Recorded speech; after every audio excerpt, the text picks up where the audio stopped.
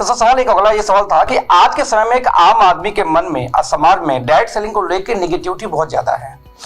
तो 25 साल इंडस्ट्री होने के बावजूद आपको ऐसा क्यों, आपका क्या ओपिनियन मतलब ये है कि ये नेगेटिविटी है क्यों, आम आदमी नेगेटिव क्यों हमारी इंडस्ट्री से है? देखिए, पहली चीज़ आपको समझनी पड़ेगी, यहाँ पे कुछ बेसिक चैलेंजेस हैं और ये बेसिक चैलेंजेस कोई ऐसा नहीं है किसी ने जानबूझ के पैदा किए हैं। जब भी कोई चीज़ नई होती है और उसमें इनिशियली स्टेज पे गलतियाँ होने के चांसेस ज़्यादा होते हैं।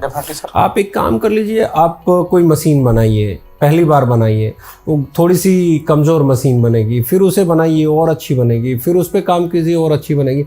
एक टाइम आएगा आप जो मशीन की प्रोडक्शन चाहते हो वो अचीव कर लोगे, वो मशीन बहुत अच्छे लेवल पे हो जाएगी, लेकिन वो बहुत स्टेजेस से गुजरने के बाद उस लेवल पे जाएगी।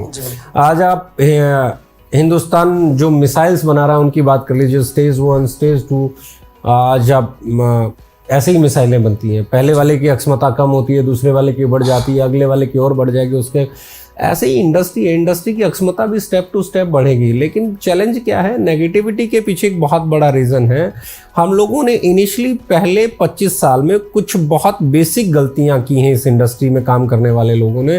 पहली चीज़, हम लोगों ने इस इंडस्ट्री को सिर्फ और सिर्फ डायरेक्ट सेलर्स की इंडस्ट्री बना दिया है कि लोग बेचने वाले जितने ज़्यादा होंगे, जितनी बड़ी टीम होगी उतना आपकी सेल ज़्यादा होगी, जबकि ऐसा नहीं है। क्योंकि बहुत सारी कंपनियों को मैं जानता हूँ, कुछ एक कंपनीज दावा करती हैं कि उनके पास 2 करोड़ डायरेक्ट सेलर हैं, 3 करोड़ डिस्ट्रीब्यूटर हैं, 4 करोड़ डिस्ट्रीब्यूटर हैं, 1 करोड़ डिस्ट्रीब्यूटर हैं। अगर इतने डिस्ट्रीब्यूटर हैं तो टर्नओवर इंडस्ट्री का आज तक, जब एक कंपनी के पास 2 करोड़ 3 करोड़ डिस्ट्रीब्यूटर हैं, तो इंडस्ट्री का टर्नओवर आज भी पूरी इंडस्ट्री का मिला के 15,000 करोड़ एनुअल क्यों हो रहा है, ये एक बड़ा सवाल है। और जब आप इसका जवाब ढूंढ लोगे तो आपका जो सवाल है कि इस इंडस्ट्री से लोग नेगेटिव क्यों है, उसका जवाब मिल जाएगा। पहली चीज क्या है, अगर आपके पास 2 करोड़ सेलर है किसी एक कंपनी के पास, डायरेक्ट सेलर है, तो इसमें आप ये समझिए 2 करोड़ डायरेक्ट सेलर अगर महीने का 1,000 रुपए का भी प्रोडक्ट परचेज करते हो, क्योंकि कंपनीज के पास बास्केट की तो कोई कमी नहीं है, बिल्कुल सही है। FMCG भी है, वेलनेस भी है, पर्सनल केयर भी है, होम केयर भी है, किचन केयर भी है, बहुत कुछ है। कोई 200 प्रोडक्ट पे काम कर रही है, कोई 500 प्रोडक्ट पे काम कर रही है, कोई 400, 450, 600, 700, 800 प्रोडक्ट पे काम करने वाली कंपनी भी हो सकता है आपको डायरेक्ट सेलिंग में मिल जाए। इतनी बड़ी प्रोडक्ट बास्केट, इतने ज्यादा बेचने वाले, और उसके बाद इंडस्ट्री इतनी छोटी सी क्यों है? रीजन बहुत सिंपल है साहब, आपने पूरे का पूरा जोर जो है वो बेचने वालों पे लगा दिया है, डायरेक्ट सेलर्स बनाने पे लगा दिया है। कस्टमर्स बनाने की तरफ आपका दिमाग ही नहीं गया है, कस्टमर्स की तरफ आपने सोचा ही नहीं है। कस्टमर जब तक इस इंडस्ट्री से कनेक्ट नहीं होगा तब तक ये इंडस्ट्री बड़ा ग्रो नहीं कर सकती। और आप ये सोचिए, आपके पास 2 करोड़ डिस्ट्रीब्यूटर है, ये 2 करोड़ डिस्ट्रीब्यूटर अगर 1,000 रुपए का भी प्रोडक्ट परचेज करते तो आपका जो मंथली टर्नओवर है वो 2,000 करोड़ का मंथली टर्नओवर किसी कंपनी का हो सकता है। बिल्कुल सही सर। मैं कह रहा हूं 2 करोड़ बेचने वाले डिस्ट्रीब्यूटर छोड़ दीजिए, 2 करोड़ कस्टमर भी अगर आपकी कंपनी के पास होते और वो 1,000 रुपए का प्रोडक्ट भी खरीदते तो 2,000 करोड़ महीने का टर्नओवर हो सकता है। बिल्कुल सही, बिल्कुल सही, राइट। मैं कह रहा हूं 20 लाख कस्टमर भी हैं और 1,000 रुपए का प्रोडक्ट भी परचेज कर रहे हैं। Yes yes yes yes. तो ये कहां चला जाएगा? यानी कि आपके पास 20 लाख कस्टमर नहीं है और आप दावा करते हैं कि मेरे पास 2 करोड़ डायरेक्ट सेलर है। प्रॉब्लम समझिए, पूरी की पूरी इंडस्ट्री बेचने वालों के इर्द गिर्द ताना बाना बुन के चली गई है। कस्टमर की तरफ किसी ने ध्यान ही नहीं दिया है, कस्टमर को किसी ने फोकस ही नहीं किया। और जब तक कस्टमर नहीं आएगा, बेचने वाले जितने ज्यादा आएंगे उतने ज्यादा फेलियर रेशो निकल के आएंगे। क्योंकि आपके पास बेचने वाले 10 हैं, ग्राहक 2 हैं, तो किसको मिलेगा? 1 या 2 को मिलेगा। बाकी 8 लोग क्या करेंगे? बाकी 8 लोग तो स्ट्रगल करेंगे टू गेट द सेल। अब वो सेल ही नहीं कर पाएंगे तो आप मुझे बताइए पॉजिटिविटी कहां से आएगी? आपने करोड़ों डायरेक्ट सेलर जोड़ दिए, लेकिन ग्राहक आपकी इंडस्ट्री के पास लाखों हैं। अब वो जो सरप्लस डायरेक्ट सेलर्स हैं उनके हाथ में सेल कहां से आएगी? और सेल नहीं आएगी तो क्या होगा? सर बिल्कुल सही आपने, मुझे आपकी वो बात याद आ रही है जब आप शुरुआती दौर में मुझे बोलते थे कि अखिलेश एक्चुअली डायरेक्ट सेलिंग में नेटवर्कर ही बायर है, रियल में बायर या कंज्यूमर है ही नेटवर्कर ही कंज्यूमर है। लेकिन आपका जो कैलकुलेशन अभी समझ में आ रहा है कि रियल में नेटवर्कर भी दोस्तों कैलकुलेशन बायर नहीं है।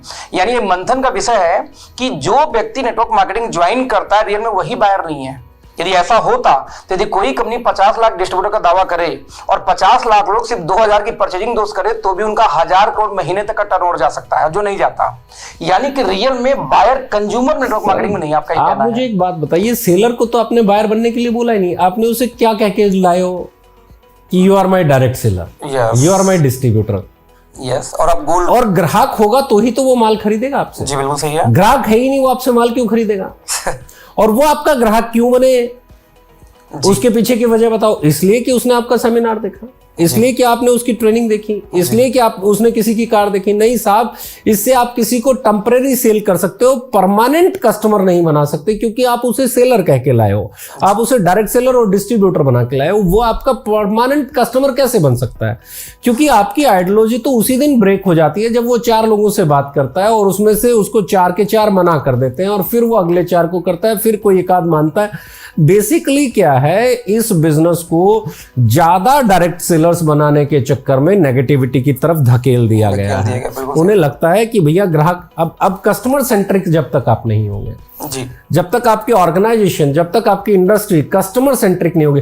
जो कंपनी कस्टमर सेंट्रिक होने की बात करती है उस पर तो कहा जाता है साहब ये तो पता नहीं कौन से देश की बात कर रहे हैं, ये तो पता नहीं कौन सी दुनिया से आए हैं, ये तो सूरज से आए हैं, ये तो चांद से आए हैं, ये तो मंगल ग्रह से आए हैं, ये तो ऐसी बात कर रहे हैं। हम बेचेंगे थोड़े, हम तो स्मार्ट वर्क करेंगे। मुझे आज तक यही नहीं समझ में आया ये स्मार्ट वर्क अखिलेश जी होता क्या है। When you are into selling business, ये स्मार्ट वर्क होता क्या है? मुझे ये लगता है स्मार्ट वर्क वो होता है कि 2, 4, 5 साल सेल बिल्ड करने के बाद, कस्टमर बेस बिल्ड करने के बाद, अपनी सेल्स फोर्स को बिल्ड करने के बाद, जब आपके साथ जीवन में कोई ऐसा वक्त आ जाए जब आप 6-8 महीने या 2-4 महीने काम नहीं कर पाए, तो उस वक्त आपकी सेल जो है वो फ्लक्चुएट नहीं करे, उस वक्त आपकी सेल जो है मेंटेन रहे। इसका मतलब है आपने स्मार्ट वर्क किया, you build a sale. Sir आपने मेरा एक क्वेश्चन कवर कर लिया कि अक्सर लोग बोलते हैं कि सर हम प्रोडक्ट सेल करने इस इंडस्ट्री में नहीं है, हम स्मार्ट वर्क करने आए हैं। तो ये सेलिंग वेलिंग मत करो, स्मार्ट वर्क करो। तो मुझे लगता है कि ये क्वेश्चन तो आपने पहले कवर कर लिया। मुझे एक बात बताओ, स्मार्ट वर्क क्या करें? बिल्कुल सही है।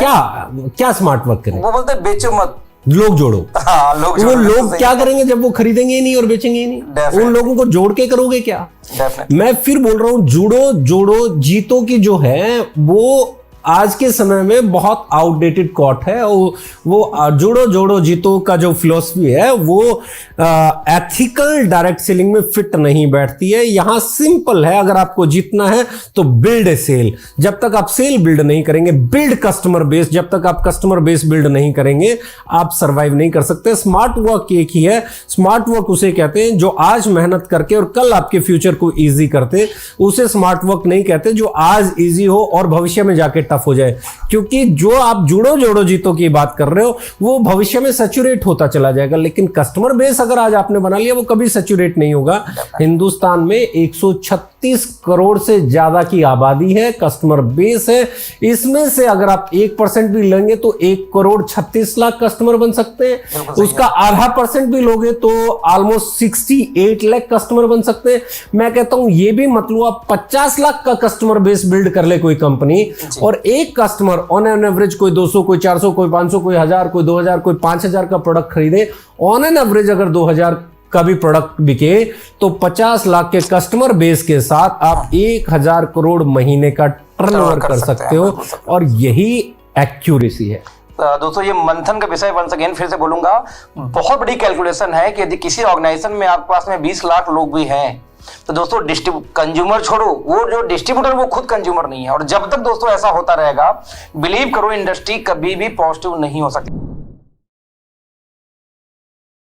जब इंडिया में ऑलरेडी कंपनीज पहले से थी तो ऐसा क्या रीजन रहा कि आप अपनी कंपनी खोलने का आपके दिमाग में ख्याल आया? मेरे दिलो दिमाग में इतने साल से एक सवाल हमेशा से चलता रहा। पहला, कंपनी टू कंज्यूमर अगर ये कॉन्सेप्ट है तो यहाँ प्रोडक्ट का रेट महंगा क्यों हो जाता है?